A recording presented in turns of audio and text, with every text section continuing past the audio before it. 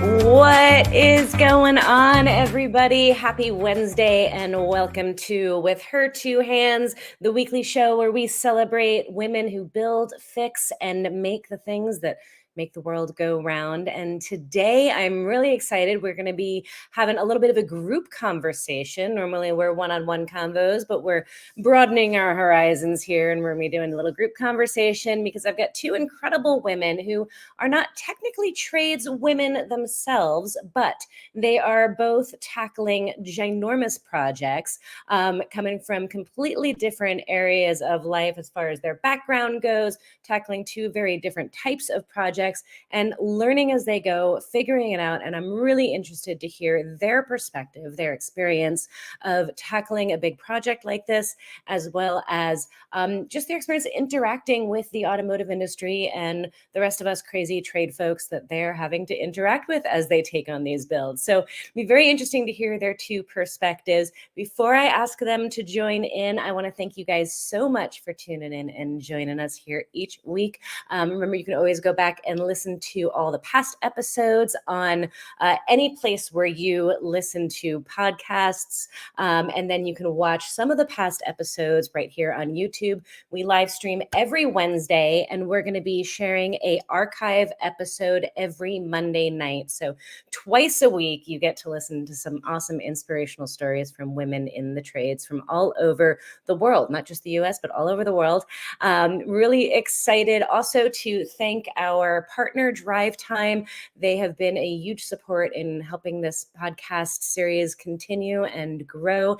And they do a ton to bring more people into the trades, creating great entry points for people to start off on their career and find their niche and where they are going to find their home within the industry. So big thanks to them. And without further ado, drum roll, please. I'm going to bring our two guests for the day. We have Miss Skye and we have Miss Annie. Hello, ladies.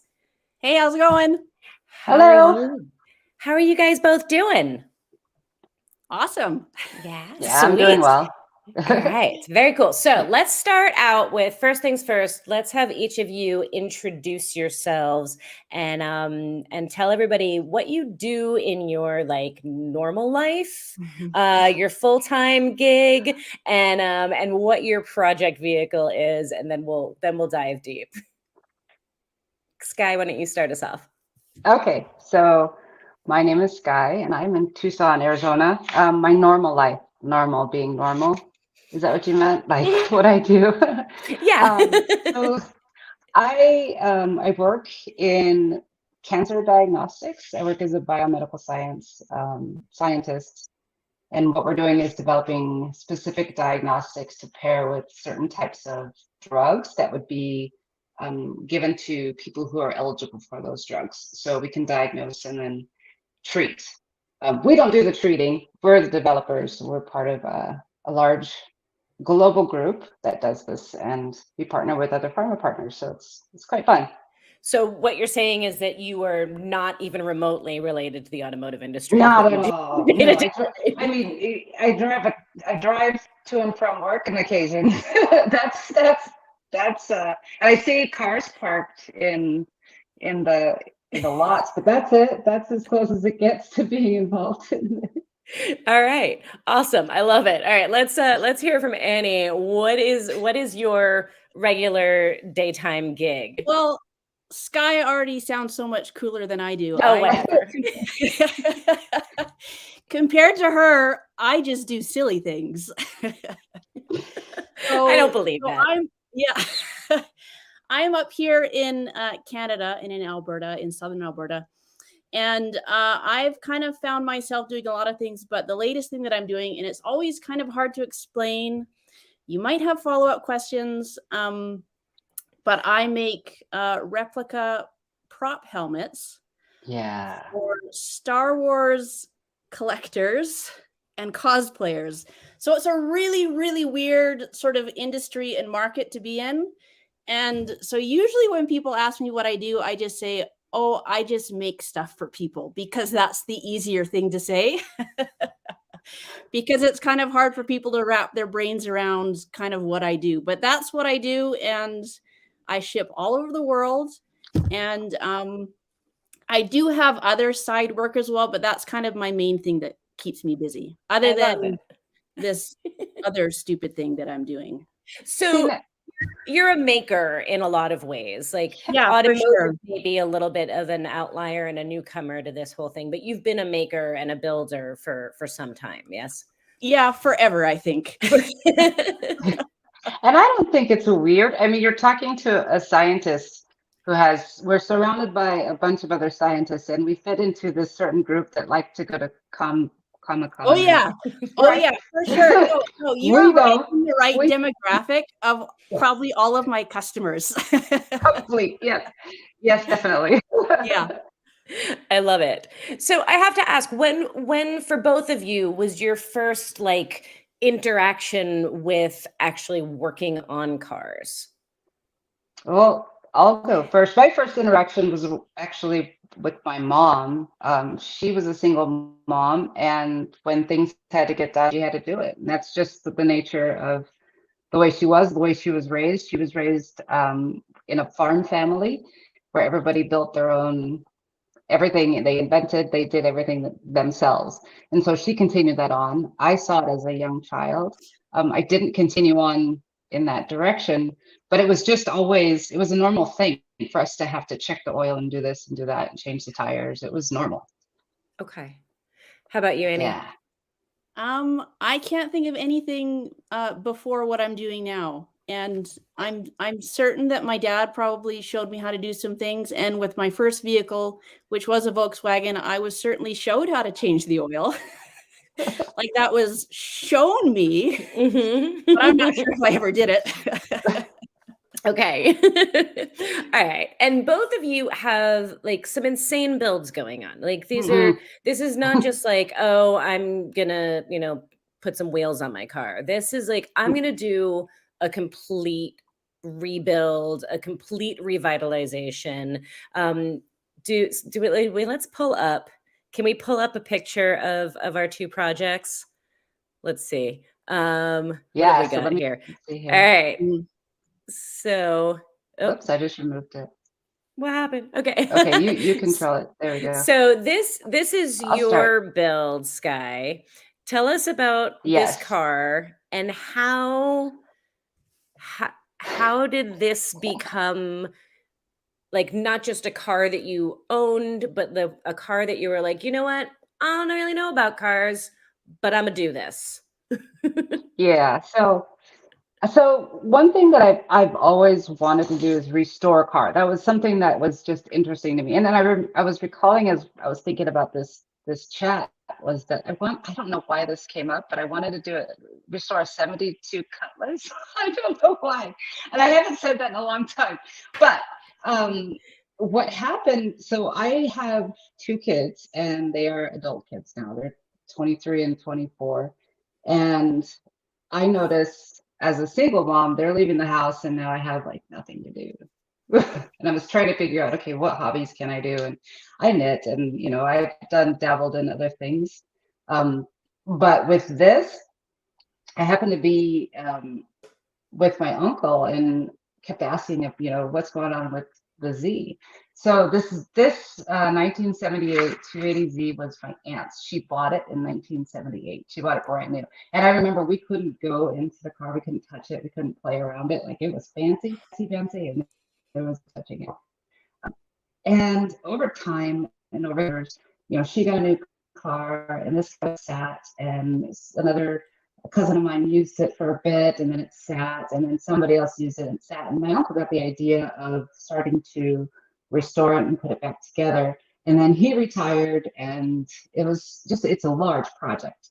And as we were talking about it, I was like, time. I don't have to You're looking into it. I realized you're cutting out a little bit, Skye. I don't know if that's just me. Annie, are you hearing her cutting out too? Just a little bit, cutting out just a little bit. Okay.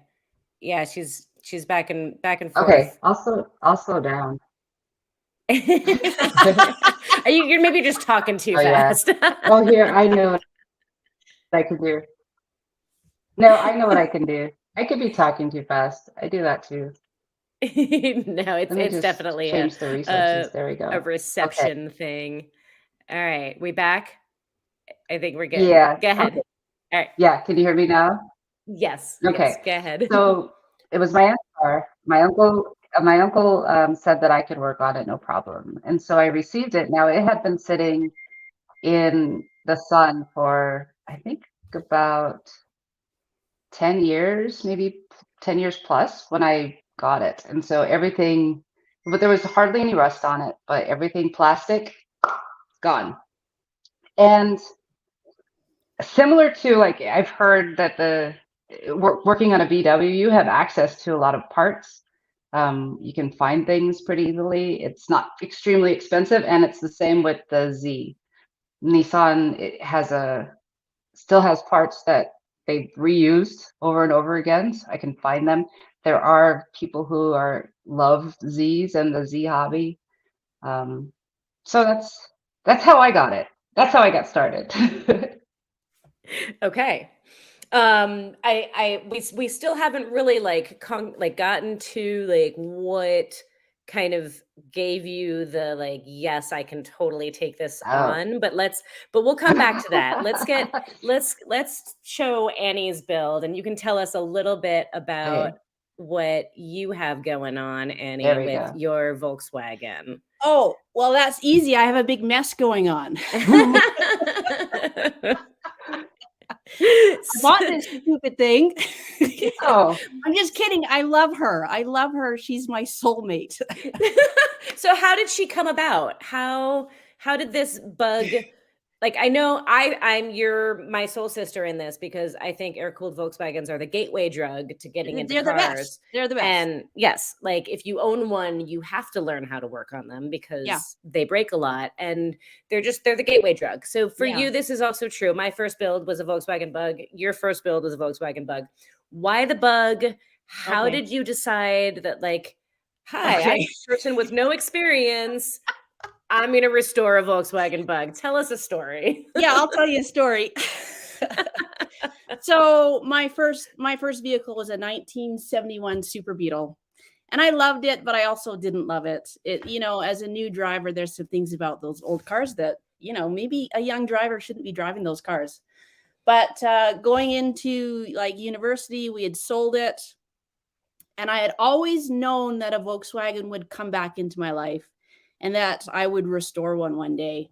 But, life just kind of like happens and you get busy doing other things. And then, you look into it and you get really overwhelmed by all the information and all the things that you don't know. And so I think I just put it off and put it off and put it off. And then my husband Rob came home one day, and he said, and he's known for forever that I've wanted to restore a Volkswagen. And he came home one day and he said, I'm going to go look at a Volkswagen. And I said, okay, you go look at one. Because at that point I thought, it's too late. I'm just not, I just turned 39. I was staring like 40 in the face. And I kind of thought, it's too late for me to do it. But he went and looked. So how I got into it was I was kind of forced into it because my husband bought it. And then he said, here you go. Time to restore it. Have fun. Love it. Okay. I absolutely love, and I don't know how to control this, so bear I'll with go me back here, here. guys. All right. There we go. So I love too that both of you kind of came to this a little bit later in life, right? Because Skye, you didn't, the Z didn't come into your life until after your kids were grown, right? Right, exactly. And to your, like, thinking about, could I do something like this? I had no idea. I really didn't. Mm-hmm. But I wanted to take on the challenge. I wanted to learn something new. I wanted to kind of spark creativity in a way. So yeah, So it did come later in life. Yeah, I totally agree with that. Like it was, I think for me, it came at the right time because I can't imagine doing this earlier and doing any kind of a good job. Yeah. But for me, it was kind of the same thing. It was let's spark something. Let's learn something new. I'm ready to learn something new. And I've always wanted to learn all this stuff. I'm just getting a lot more of it than I thought I was going to get. But I think it's interesting because both of you, like, you both had this idea even beforehand, like that I've always wanted to restore a car. Maybe it was a different car for you, Skye, or like Annie, you kind of like always had this, there's going to be another Volkswagen in my life. Like, where did that come from for you? I mean, we got a little hint at it with you, Skye, with you kind of grew up with that we do things, right? We But do things. Yes. but to go from yes, I know how to check my oil and I can do things if I need to I want to restore a car. And Annie, like, from I want to own a VW. I want another bug, to now I'm going to completely down to the metal take this apart. Do you know where that came from for you both? Well, yeah, I know for me, just for forever, I've always just been taking things apart just so I can put them back together. Yeah. And I've been cutting things. Definitely. And I've been always interested in the sciences, and with that goes like trying to troubleshoot and solve problems. Yes, And even, yeah. absolutely. You Mhm. want to know how things work, right? And You you take want to it- have a puzzle to put together and something that's going to, like, I don't know. I just Yes. love the whole puzzle of it. Yeah. Yes. Yeah, I I definitely. I think that's like one of the things that I wish I could communicate, like, to more women, and like Mhm. I hope comes across in this, right? Is that, like, it's no matter what you're working on, whether it's building a house or making a blanket or building a car or doing science or math problems, like, it's all puzzles. Like, Mhm. it's Mhm. all the same process. And like, I don't know, I in my side life, like, I crochet, which is considered like this weird old lady hobby. I know, see, you made the face. Hey, But I've been told on my Instagram to stick with knitting, so Yeah, I agree. I see, agree 100%, Annie. Stick with knitting. hey, knitting is cool too, but but it's that same satisfaction, I feel like, of I'm taking something that's nothing, a ball of yarn, and Mhm. turning it into something Mhm. material. I'm Mhm. taking something that's nothing, a stack of wood, and turning it into a deck, or I'm taking metal and I'm turning it into a fender. Mhm. Like, it's all Yeah, like this same satisfaction of seeing it all come together. And I think that is a completely non-gendered thing. And yet it's Mhm. really interesting that we've kind of in our society kind of gendered certain types of making, right? right. Oh, very true. Very true. And what everything that you're talking about is like tangible stuff. You can feel it in your hands. You can use your two hands, like your podcast and your live stream. It's like we get to touch something to change it. Sometimes in Yeah. the sciences, we don't get the luxury of that because we're looking in tiny little vials and just assuming that what's in there is a bunch of DNA. Um, so we don't actually we're just making this assumption based off of somebody else's calculation. And it's not necessarily tangible. It's like I want to get my hands dirty. I want to be able to to to just move something, change something, fix Yeah. something. Yeah. Yeah, and I can relate to that too, Skye, but in mine is before I was doing this Star Wars stuff, I created a lot of stuff in a digital space. Yeah. So it was a lot of Right. digital space. You cannot touch that stuff. And I think I got really burnt out of it because it just felt after a while creating in that digital space like you're wearing a straitjacket and you want to Mm, get out and, like, do something. So that yeah. I feel very much the same way of what I mean, we're totally different, like, but same feeling. Yeah. Yeah, yeah. That tangible, that changing something. And Yeah. to see something go from, I mean, I was looking at some of your pictures, Annie, and you have, wow, a lot of like metal work to do. I don't have Mm. as much, but I have this interior that's good, shot, Mhm. and to be able to see the changes and to progress, to make mistakes, and then to, okay, no, I can't do it that way again. I have to change it. But not having that pressure of a deadline, I don't have to get anywhere. I don't have Yeah. to, right? We have no bosses to satisfy. We can just do what we want when we want. We can Yep. screw it up and break things, and Oh we yeah, only have ourselves to be mad about. exactly. Yep. It's kind of freeing. It is. It really is.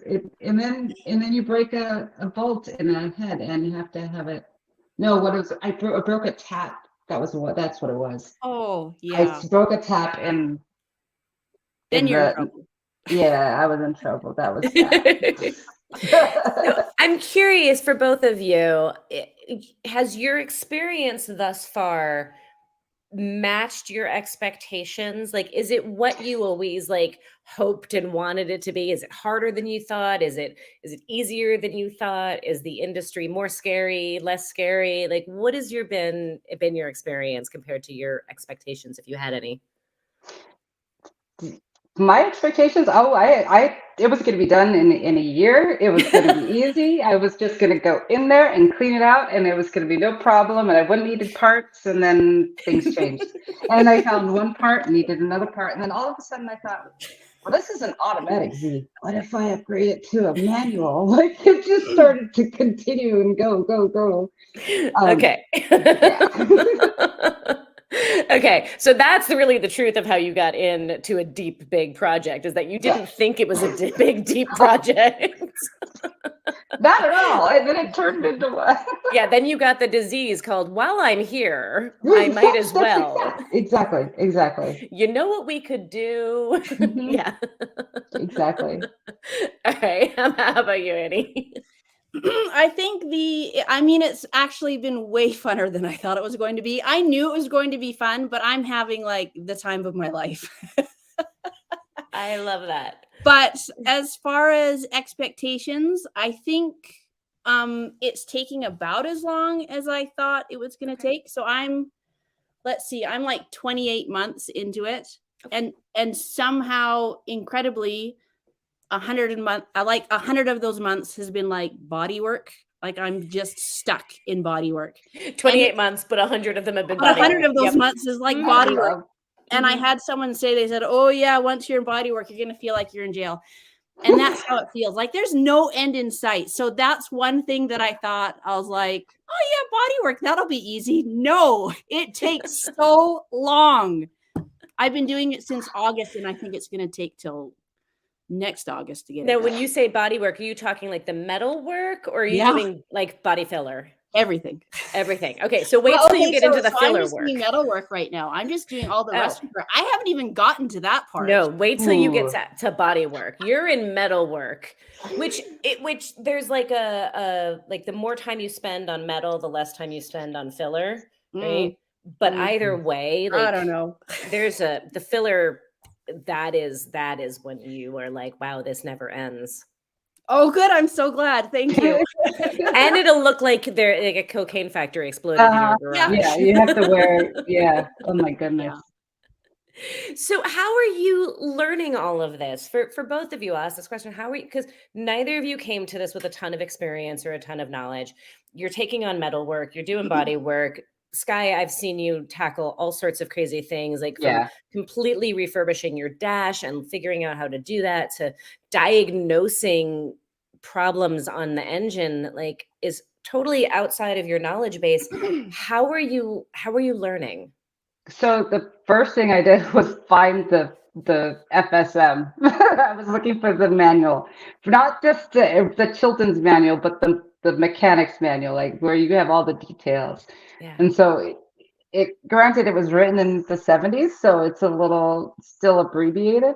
But then access to YouTube and looking for other people who are doing the same thing in little bits. You know, the dash restoration, I think is my favorite part of the whole build right now, because I learned something that was super cool and it came out really nice. And it was just from one video. And then I found other people who were doing the same thing afterwards. So YouTube, and then my secret is that it's not really a secret, but working with Girl Gang, I've been able to now take lessons from everybody that's there, the professionals that come in, and learning like metalwork. Oh my goodness, I love metalwork. I have nothing to do on my Z for metalwork because there's nothing. That's so lucky. Well, because it's not rusted. I have everything plastic to do, and everything the engine is You might need to go visit Annie and help her out with the metal work. And then Yeah. she'll return the favor and come help you with other stuff. Right. If you want to learn, I have so much you can do. I worked on, so I've been working with Bogey on the Volvo build, and that's where I learned a lot of metalwork, and then just asking questions and asking, this doesn't sound right. And then I hear did you check the vacuum? You might have a vacuum leak. And I'm like, okay. And I just keep that in the back of my head, and then I'll just search it on the internet and look it up later. What's a vacuum leak and what does it cause? And do I have this? Yeah. How about you, Annie? Much the same. I think so. I rebuilt the chassis, and then I rebuilt the engine, and everything for me started with the service manual. I would just start reading in the service manual, and I get to something that I don't understand, and then you go to Google, YouTube, and you start, contacting some. I made some contacts with some guys that have really been helpful with the build and stuff like that. So it's much the same. It's you start with the service manual, and then you branch out where your learning needs to go, sort of thing.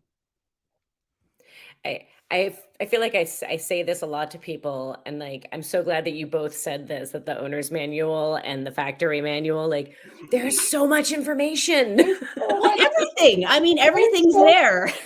Yeah, there's so much.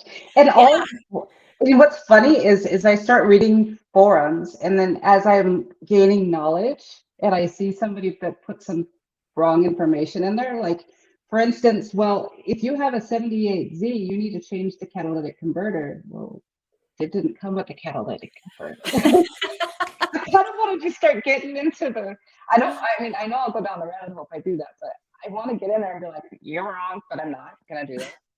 So I just need to learn. I think that's what intimidates a lot of people. So I'm glad you brought that up. Like, I think a lot of folks who don't have a lot of background in automotive, but want to get into it, they want to be doing what you guys are doing, but they're fearful of the misinformation. And how do I tell the difference between the right stuff and the wrong stuff? And then, like, I've heard this from other hobbyists and newbies. Tell me if you guys have experienced this, like, you bring up that you want to do a project, and of course all the experienced folks, mostly men, are like, what you need to do. And then everybody has their ideas of what you should do. And then if you hear one person say, this is what you need to do, and then somebody else says the complete opposite, and you don't have any frame of reference to make sense of all of this, like, I feel like that's really overwhelming for a lot of people. Have you guys experienced that, and how did you deal with it? I have. Annie, I'll start real quick. I learned what an LS swap was. Like, I had never heard that before. And I don't even know what it is. I had men telling me, and it was all men. Oh, just put an LS in there. Oh, what? And then I kept hearing this. Well, it's an LS swap. It's just take that engine out and put an LS. What is LS? Lickety split? What does LS mean? I don't know. But I didn't tell them I didn't know. I was embarrassed to not know. Right? Yeah. Very. Yeah. Because the industry doesn't really do well with people who don't know. No. Yeah. No. So you would just not admit to not knowing, and then go research it in the dark of the night. No, actually, I asked somebody at the garage at Girl Gang Garage. Oh. I think it was. I asked Crystal. I'm like, that's an LS. Or I asked somebody else, what is this? That's so. Annie, if you still don't know what an LS swap is, please, I'm waiting. Yes. So an LS is a type of engine, and it's a very common swap that people do because it's a modern engine that has like all of the modern amenities, and there's a lot of aftermarket support for it, and there's a lot of like plug and play. So there was like a whole big thing where just it's LS everything. Just you got a Volkswagen, put an LS in it. You've got a BMW, put an LS in it. There you go. Anything, put an LS in it. And then it was put a Coyote in it, and then it's put a Hellcat. Everybody's got like their ideas of what engine you should put in it. But yeah, that was like. That's the big joke, is that LS everything, LS the world, right? Right. Oh. All right. So how about for you, Annie? How has this experience been? It's been good, mostly because I don't tell anybody my business. I mean, you say that, but you're all You over have- social media. Oh, You're yeah. sharing your build. Yeah. You have a great presence on Instagram for Well, sure. I've got And some you, great people following me, and they're actually mostly very respectful. Nice. Mostly. It's the random people that just like to kind of drop in and cause chaos, and then they're like, see ya.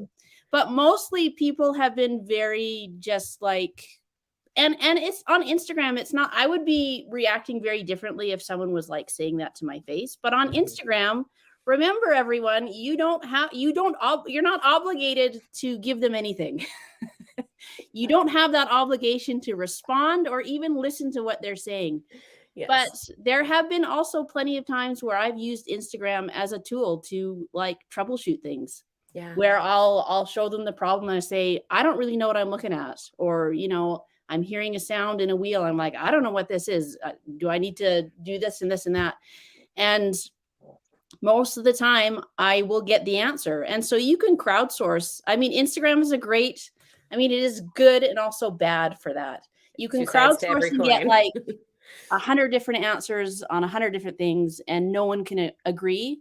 But sometimes, you can weed that all out and kind of try and find the right answer. I found things a lot easier when I only had 500 followers because I knew that there were, a dozen guys in there that would respond, and they were the guys that actually knew what they were doing. It's now that things have kind of grown that I'm like, okay, what are the idiots going to say today? Right.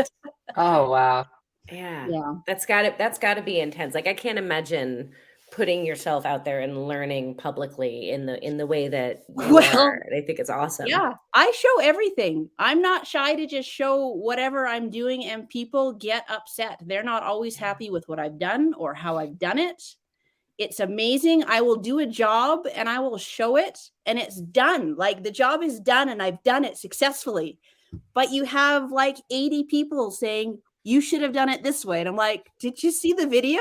The job's done. Oh, wow. And so at that point, you're like, all right, comments are coming off. But it sounds like a balance. Like you're getting good information and then you're getting the snarky people or the you have to learn how to weed it out.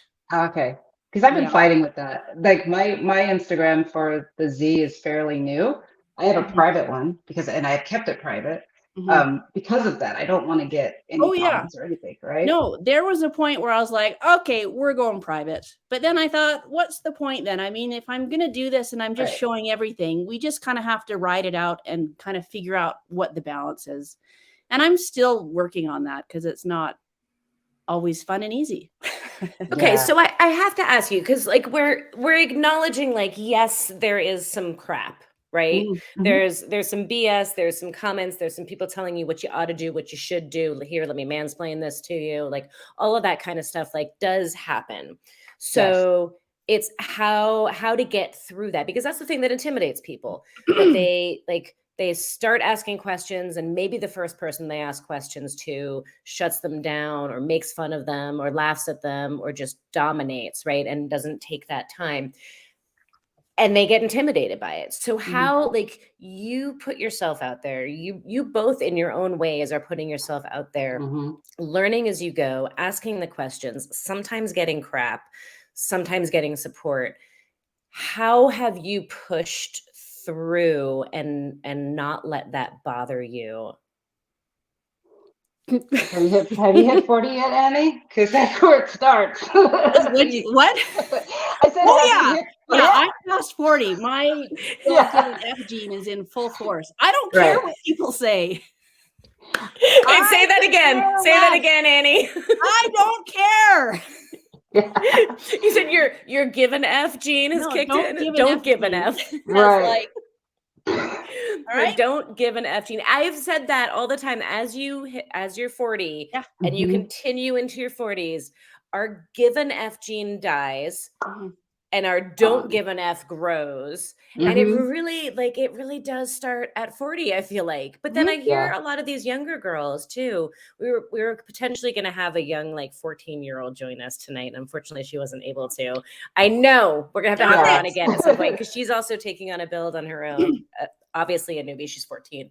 But so I was really interested to hear that different perspective, because there are some of the younger folks too that are like, I don't care. Like, I just don't care what anybody says. Yeah, Right. well, you can learn that too, and some learn that you can just like tune all that out. But unfortunately, for a lot of us, we feel like we need to listen to everybody. But guess what? You True. don't. True. Very true. One good, like, thinking about, okay, so that gene that turns on at 40, the other one that turns off. I'm gonna go with that, with the scientific approach.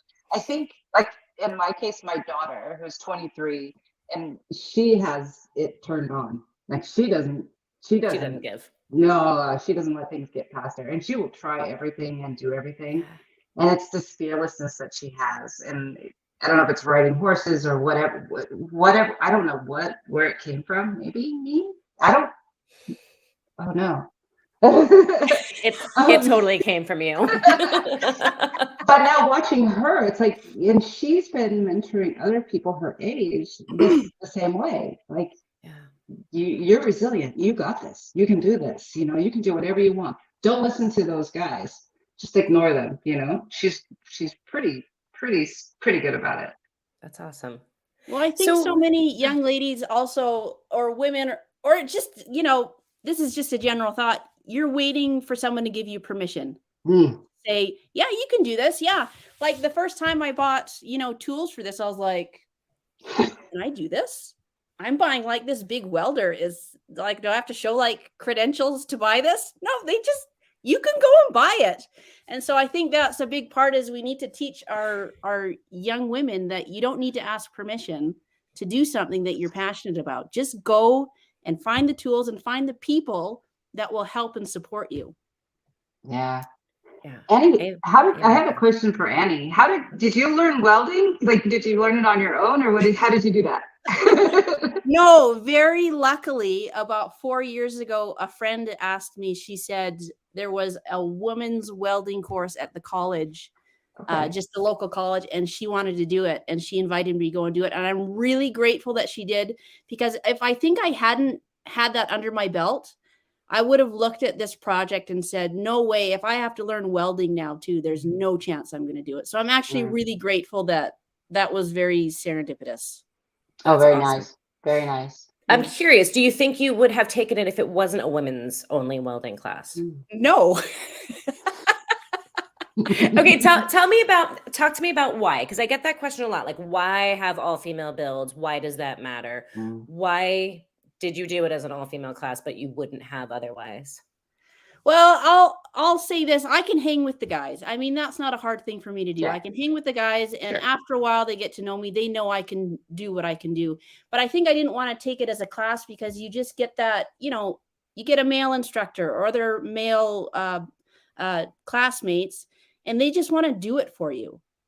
And you don't learn anything that way. So I think that it being a women's class, you're there with other women in a very similar feeling sort of class, where everyone is kind of in the same boat and wanting to learn, but, has been maybe too timid to, or too, I don't know what the word is, but yeah, I think for sure it being a women's class and a female instructor, that made a big difference for me.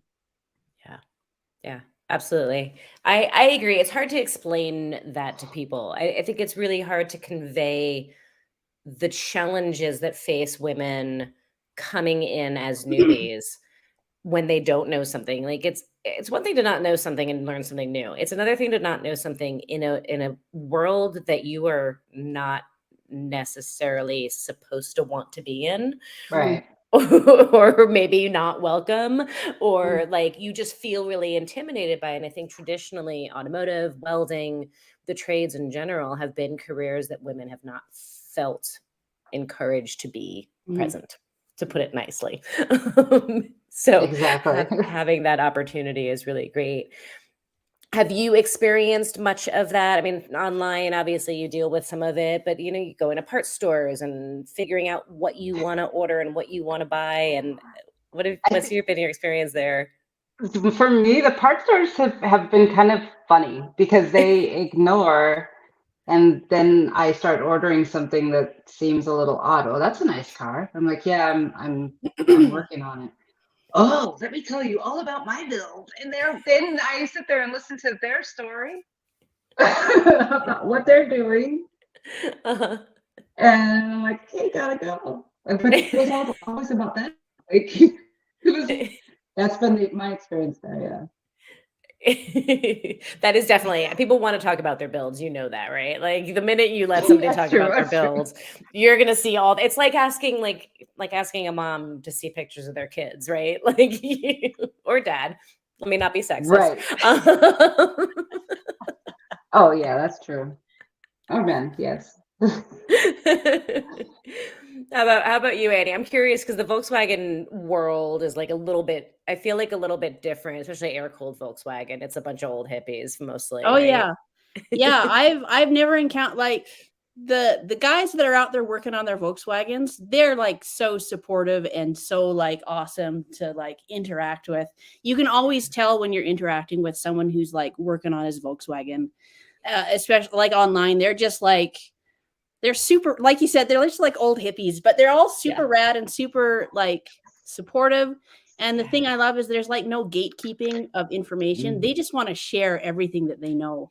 So that's one of the nice things about Instagram is like when you have those questions, everyone wants to share, you know, the specifics of everything. So so that's been really nice. So do you find that in the Z community, Skye? Definitely, absolutely. Okay. I think Yeah, it's the cult following cars that it get is a that. cult following car, it definitely. And once the first person that reached out to me that was outside of my personal life and was in the Z community wanted women to show their cars. And then I saw what they meant by that. And it wasn't really, it was, And what did they mean by that, Skye? they wanted women to lay on their cars and show their Z cars. And so I was like, yeah, no. But then I had another group, which was so fat. I mean, they're like, was it Datsun Parks and it's, well, anyways, they sent me a katana badge. So it says Z Fair Lady, but written in Japanese. So it's in katana. And they sent me like little Nissan cars and they were promoting me. And it was like, what? Like, this is amazing. It was great. It was, so I found both. But the ZT, it is a cult community. And it is like, you have a 280Z, do you have a 240Z? Do you have a 260Z? You know, like even admitting that my Z is automatic is not a good thing. It's automatic. Shh. But it has a cassette player in it, which is awesome. So I think the moral of this story, the takeaway is if you are going to take on a full build as somebody who doesn't know anything about cars, get into a car that has a cult community behind it. Because there's a difference there, right? Like I definitely noticed a difference in like the broader car community when I was first coming up versus the Volkswagen community. Like the Volkswagen community was like, come on, let's rebuild your engine together. Let's teach you all the things we know. And the general broader automotive industry was a little bit less enthusiastic, shall we say. Right. So go for a car with a cult following. That's the moral of this story. Yeah. I know somebody that's rebuilding a Neon. What? Oof. Yeah. That's like challenging. Yeah. Just, like what? I mean, like, I'm so proud. I'm like, cool. That's awesome. Yeah. Go for it. Absolutely. All right, we've got a question from the audience that I want to ask you guys. What has been the worst advice that you've ever gotten? Like, did you have anybody? Oh no. No, I don't know if I've had worst advice, but just people who insist that their way is right. And that's clearly not the case. I mean, I know for certain things there is a right way, but especially with what I'm doing right now, there's kind of a lot of ways to do it. So anybody who comes at me insisting that their way is the right way and the only way is pretty bad advice. I feel like that's a great rule of thumb, right? Yeah. Like if the advice you're being given is coming from somebody saying this is the only way, and everybody else is wrong, Yeah. then it's probably not great advice. That's a good measuring stick. True. Skye, have you gotten any bad advice? Yes, and it is, you should be done. What? In at least within a few months, you should be done. And I just was, not your project, but okay. What should be done for what? I feel like that's another great rule of thumb. If the sentence starts with "you should," don't should on me. Yeah. It's not nice to should on people. No. I love it. Okay, how about let's flip it around. What's been your best advice that you've gotten? Either technical or emotional, mental. I'm sorry. I'm gonna be. I'm not sorry. Not sorry. Is that I should go experience grilling and go up to Phoenix and hang out with and work on the build. That was the best advice, because without that, I wouldn't be here. I wouldn't have learned so much stuff, and I wouldn't have met so many women and felt free to explore this, this environment. That's awesome. Yeah. That's awesome. Okay, so sometimes shoulds are okay. Yeah. You should go up there. And I was like, wow. Okay. Okay. Annie? I think best advice for me is just keep going. But I think really when people come and give me advice and they say, just keep doing what you're doing. You're on the right track. Follow your intuition and just keep going. And that's honestly the best advice and the best support, because some days you don't feel like you want to keep going. Especially when you've been doing this rust repair for months on end. You just think, I'm just going to put this away for a while. But, I don't want to lose momentum. So I get a lot of good support that way, and advice just saying, just keep doing what you're doing. You'll get it. Okay. So realistically, how often are you able to, I mean, you have a business. Okay. Right? Well, Annie, you have a business. Skye, you have a job. How often are you actually working on your builds? I don't really have a job right now because so I can usually make 2 helmets a month. But my guy that supplies me with the base kits, so these are resin cast, and molds they wear out. And so he's in the process of remolding a cast to be used. So basically, I haven't had work since the beginning of January. And so I'm just like, I better go out every day that I can. And so basically I'm out there almost every day, 3 or 4 times a week for a few hours, because I'm like, I don't know when this little gravy train is going to end here. So let's just shining. Okay. So you're kind of working it like a full-time job right now. You're working your restoration. Yeah. Okay. Yeah. Awesome. But typically if I were working once a week for a couple hours. Okay. Yeah. How about you, Skye? That's about what I'd say right now, is once a week for a couple hours, maybe less. I caught myself not wanting to go in because I get stuck, but I started to realize that I can move to a different part of the project. I'm stuck on the engine right now. And I was like, well, all the weather stripping needs to be replaced. So I can do that. And then it's been busy. I've been very busy for a while. And exhausted and not being able to get there. So now I'm starting to realize I just need to just walk into the garage. And then, Annie, you're not going to like this, but I get really cold. So when it drops below 70 degrees, I can't go in the garage because it's too cold. Hey, it was 40 degrees here today. See, I'd be like, no, it's too cold to go in the garage. There's no way. There's no way. No way. What I wouldn't give for 70 degrees. Is your garage climate controlled though, Annie? Yeah, it is though. Yeah. Okay. So there you go. Yeah, mine's not.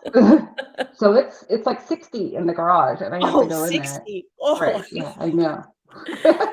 Okay, so I want to talk about this though. You brought up a really good point though, Skye, of you get into this place sometimes where you're like, I'm frustrated. I don't want to do it. I'm overwhelmed by this particular thing I'm working on. Annie, you've been in metal work for eternity. Like you're feeling just kind of done with that to a degree. Like how do you overcome that? I think this applies to anybody who has a project car at all, right? Male, female, young, old, experienced, inexperienced, it doesn't matter. Like we all come against that, like, ugh, like I don't wannas. And how do you get over that I don't wannas with your car? I think that as soon as I feel that I don't wanna, I move to something else that I can do. I know I can do. I know I can rip the carpet out, and that's going to feel really good right now because I don't want to do anything to do with the engine. And so it's keeping motivation towards doing the project. And then as I start ripping the carpet out, my brain starts thinking, well, maybe you should look at this, you know, with the engine, or maybe you should look at that with the engine, or maybe you should Google this question, or look at, you know, as I'm ripping stuff out and scrubbing the bottom of the floor, like just doing all of that stuff. And it's keeping my brain engaged in the project. And even I'm not forgetting that I have this engine issue, but I'm not physically and actively working on the engine. I'm using my brain to process that. Yeah. I think that's Yeah. super valuable, right? It's the walk away, right? Like walk away from that piece and then you'll come up with the answer. Did you learn that coping mechanism? Did you learn that in science? Did you learn that in life? Did the automotive world teach you that? Like, where did that lesson come from for you? That's definitely from science. Definitely from science, because what we read in the newspapers and what we read from things that worked and this worked, there are so many other things that didn't work. And there's so much failure. Like I can't begin to tell you how much failure there is in science. And it's none of our doing. It's just because it's science and it doesn't want a science. Like that's just not how it works. So if I have a project or if I'm doing a study or an experiment and the experiment fails, you write that the experiment failed and you move on. And it feels heavy because you spent a lot of time invested and a lot of research invested, but you can't put out bad science. And so you're not going to make it work. You're not going to lie about it. You can't falsify the data. So you just, okay, this is how it is going to be. I can't change that. Yeah. I'm going to move forward. I feel like that's such a valuable life lesson, right? Just in general. I like the answer is that it was a failure and that's a success in and of itself, right? Yeah. And how you can then apply that in the rest of your life and has given you the confidence to come at this automotive challenge and not be intimidated and not care. I mean, I know you care. I know you. I know you care, but you keep going regardless, right? It's that idea, like it's not about being fearless. It's about acting in spite of fear, right? Like, yes, I'm scared. I'm going to do it anyway, right? I don't want to fail, but I know it's going to happen. So I'm going to do it anyway, right? Like, yeah, exactly. Exactly. Yeah. Annie, how about you? How do you get over that I don't want us? For me, sometimes what helps is going back and looking at where I've been and what I've done and looking at the progress I've made.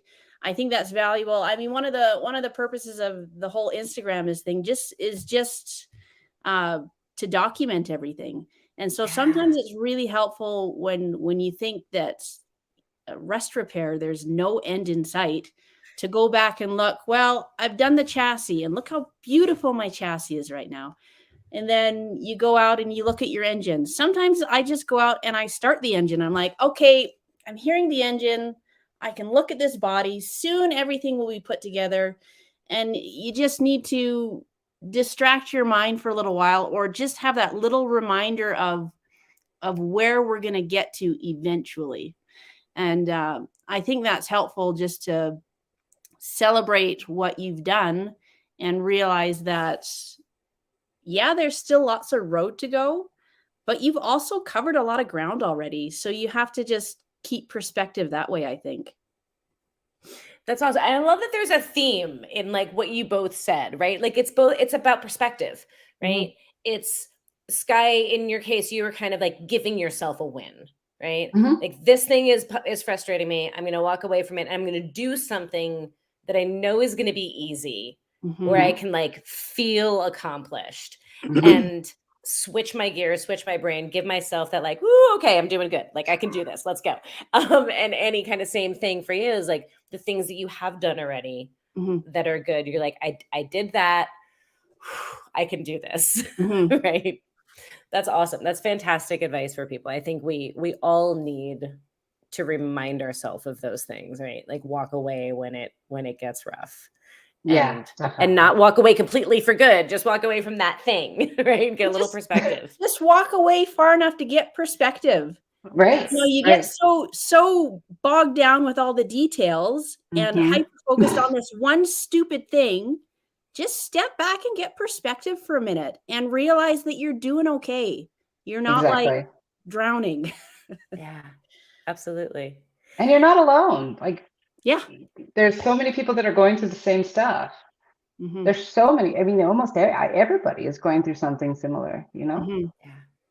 And I Mhm. think anybody who says that they aren't is lying. Mhm. Oh, yeah. Mhm. Right? Like Oh, yeah. anybody who has done a build, new, experienced, intermediate, doesn't matter. Like anybody doing a build knows all of these experiences. We've all been there, we've all felt that. And anybody who claims to have all the answers is lying. Don't fall into Yes. that trap, guys. Anybody who's claiming to know all the answers is lying. Anybody who Mhm. claims that they don't hit these same walls and these same frustrations and these like, oh crap, I broke a bolt. Now I have to learn how to do that, right? Yep. Oh, man, that was bad. So I'm all about like sharing failures. I don't consider them Mm, failures. I consider them opportunities for learning, right? mhm. Um, do you have any like good juicy ones that you can share with folks to like help normalize this? Like if you're watching this, you're not alone. We all make big old mistakes and it happens, right? See, she knows. Do you You have any want me good, to go? yeah, you got any juicy ones? This is my greatest shame and I'm so angry. Mm. So I got done my engine build, and as it is with Volkswagens, I've got a little bit of a oil leak. It happens. And I just Volkswagens never leak. What are you talking no, about? they never leak. And anyways, I'm reusing an old case, it's all old parts, old sump plate, all this junk. And I just couldn't leave well enough alone. And I went to go and try and fix that stupid oil leak. And it was one of my sump plate studs. And I went to go and just put in, you can get those oversized ones and fix them up a little bit. Anyways, I haven't shown it, but I will show it eventually on my Instagram because I'm all about, hey, let's share what's happening and how we're going to fix it. But instead of my sump plate stud going in right, I was just rushing and it's in crooked. And now my oil leak is a real problem. It's not just like a little bit of an oil leak, it's a real problem now. Oh So I no. couldn't leave well enough alone. And I thought, oh, I'm just going to do this one little thing. And so now I've got a big problem that I kind of have to solve. And I don't really know. I mean, if you guys have ideas, great. Let me know. But I don't really know how I'm going to fix that. But it happened last May. It's been sitting for a really long time with that problem I need to solve. And it makes me really upset. I appreciate you sharing that for so many reasons. Like that it's something that where you messed up, right? And it Mm, was because you were rushing and that mhm. it's frustrating you so much that you've literally done what we were just talking about, walked away from it and just Yeah. left it alone. And like knowing that you are going to need to go back to it at some Mhm. point, like, but you keep going and you still continue to have a positive attitude about your build and Mm. about all that you're doing. Well, you Um, can't throw it out on an oil leak. I mean, right? No. No. it's gonna happen. Is it the drain plug or is it the bolts that like attach the Yeah, plate to so the it's the engine? yeah, it's the studs that go around and attach the sump plate to the bottom. So it's not Ah, the drain plug, it's the whole it's the plate. plate itself. And so what I've got is it's coming out really bad just around that one stupid crooked stud, and you'll see pictures probably sometimes this spring. And I'm going to have to put it out to all the people out there and say, how do I fix this? And I'm going to get 10,000 different ideas. Absolutely. Yeah. I'm sure you will in this as well. We're going to stay on after this is over. We would talk about it on this podcast, but we only have a few minutes left. So, Yeah. but I do have a thought for you and a way that you might be able to fix it relatively easily. So Awesome. maybe Awesome. we'll talk about it when we're done with this. Good. Oh my goodness. Excuse me. So we have like no time left. We've used up Nope. our hour. It is 6:00 already. But I do want to hear biggest F ups. We're gonna go a little over if you guys are all right with that. I'm fine with that. All right, awesome. Skye, how So about mine, you? I've kind of already alluded to. I went and there was a bolt that wasn't working correctly. It was my valve cover into the block. Actually, it wasn't the head. It was the head. See, I had to learn all these terms. Yeah. And I was just, okay, maybe trying to make it work and realized that it started to just not fit. And I'm like, okay, I know I can do something about this. I went to Home Depot, bought myself a tap and die set. I'm like, sweet, this is awesome. And then I'm like, okay, I'm watching a video. And then I start doing the tap and die as fast as possible. I'm like, okay, not knowing, now that I know, you have to add oil. You have to do it slowly, back it out, do it slowly, back it out, blow out the metal shavings. I know all that now, but before that, I am unusually strong, and I busted the cap into the head, broke off. And at the time, I had some friends, and I was asking, "What do I do?" And they're like,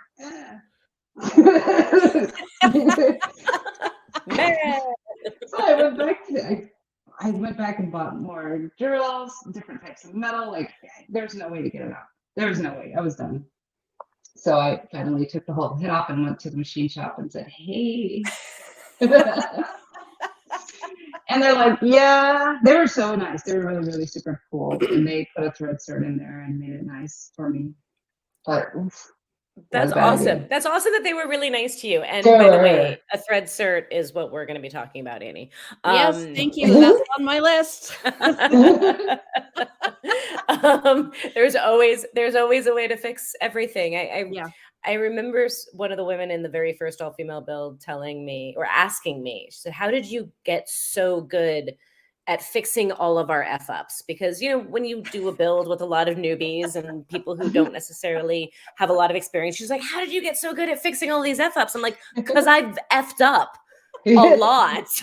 Like, I made all those F-ups. Yeah. And so I had to learn how to fix them. And like Skye's story is such a great example of like, you broke something. Okay. So now we learn how to fix the thing. And then we broke the thing trying to fix the thing. And like, now we got to deal with that. Like there's just, but I think the power in that is learning that everything is figure outable, even if the answer is take the head off and bring it to the machine shop, right? Like everything is figure outable. There is a solution to everything. And I think that in and of itself is such a hugely empowering kind of realization. Like, there's power in those F-ups. Yeah. Well, why would you deny yourself the chance to learn something? Yeah. Right. That's how you learn, isn't it? Yeah. You never learn anything if you don't just catastrophically screw something up. Yeah. Right. Yeah. And I got a good lesson from the machinist too. He's like, "Okay, so next time," and he started talking to me about it, which was fascinating. It was fantastic. It was really helpful. Okay, so fair is fair. You guys shared your biggest F-ups. Okay, bogey. Mine is somewhat similar to Annie's. I didn't put it in wrong. I just didn't tighten it enough, which is almost worse. So I was at a new dealership. All eyes were on me. I got probably one of the first jobs I got handed was a crank bearing recall, which was like pull the bottom half of the engine apart, replace the crank bearings. It was a bigger job than I'd ever done because my old dealership was not very supportive of women being mechanics, so they never gave me good jobs. So I was terrified of this whole job and stayed late and did the whole thing and like was horrified about the whole thing. Got it all back together perfectly fine. Engine ran great. just didn't tighten the drain plug Whoa. tight enough. So about, I don't know how many miles later, the car comes back on a tow hook. And I'm like, oh my God, I blew up the engine. I messed up the crank bearings. Like I did something horribly wrong. No, it just ran out of oil because the drain plug backed out and all of the oil came out. But have you ever made that mistake ever again? Nope. There you go. Okay, but then a week later, I made the opposite mistake because I was so terrified about leaving it too loose. And BMW has hollow drain plugs. They're hollow on the inside, so they're kind of thin. If you over torque them, they will break off. So I broke off one because I was trying to. You did the extremes. Yeah, exactly. We learned. Exactly. Oh my goodness. Okay, so we have 0 time left. We've gone over. I know we talked about this a little bit. We could probably talk for like hours on this, but I want a final question for each of you. We all 3 of us kind of talked about, you hit 40, your given F gene dies, you start to feel a little bit more empowered to take on challenges. If you had the opportunity to go back and talk to little baby Annie, little baby Skye, or another little girl like you out there who wants to be doing what you're doing, what are your words of advice to her? Let's start with you, Annie. My words of advice would be brave, be confident, and let her rip. Like, just don't, like it's the don't give an F gene. But I think the be brave and be confident is really important. And I know that some people are kind of born with those sort of skills, but that's just it. Being brave and being confident are just skills. And you can learn how to do those things. And I think the sooner you can learn how to do those 2 things, it'll serve you really well in every aspect of your life. And, just don't be afraid. I think there's so much that we hold ourselves back from because we're too afraid to ask the question or give ourselves permission or any of those reasons that hold us back. But that would be my advice, is just be brave, be confident. And if you're not those things, learn how to be those things. I like that a lot. Yeah. I absolutely love that. That's awesome. All right, Miss Skye, what are your words? Well, I'm going to throw a little Star Wars into this because Annie's on here. So, I love it. Well, there's this quote that goes around. What is it? Do or not do? There is no try. Do or do not. There is no try. I know it. But that's not. And I'm like, why? No, you should try. And to me, that quote is kind of flawed. Excuse me, Yoda. I apologize. But it is. I mean, you are doing when you're trying, and you're not doing when you're not trying. So it's you just have that freedom to just try something and give yourself the grace to be able to mess up, and give yourself the freedom to fail, because that's where you learn. We didn't know how to walk as soon as we were born. We fell a million times. We don't remember, but eventually we continued and kept going, and our bodies and our brains took over and taught us how to actually walk. And it's the same with anything. You want to learn something, try it. You want to do something, try it. And also find your people. I'm going to say that too, because when you have a network of people who are doing the same thing that you're doing or interested in, it helps a lot. It helps a lot. Yeah, finding your tribe 100% makes a huge difference. Finding your people, finding your crew, finding your allies, right? At the end of the day.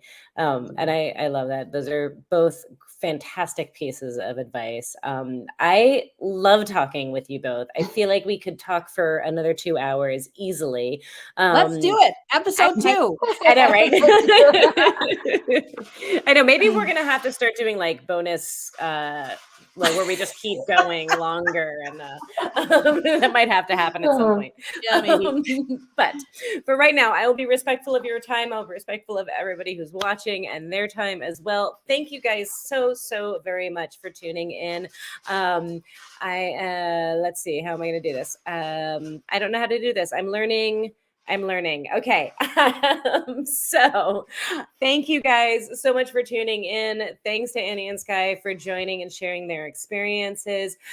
As always, you can go back and listen to all of the past episodes anywhere where you get podcasts.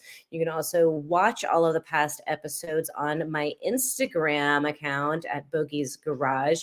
And every Monday, you are going to see a new archived episode live streamed on YouTube.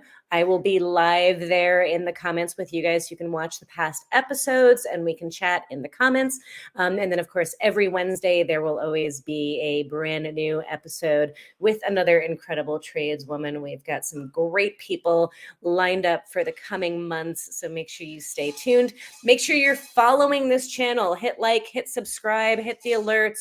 Make sure you're following us on social media as well. And definitely go check out these two ladies and follow them on their social media feeds. Follow along on their journeys as they rebuild their cars. Again, big thank you to Drive Time for supporting with her two hands. And until next week, guys, be good to yourselves, be good to one another, and we'll see you later.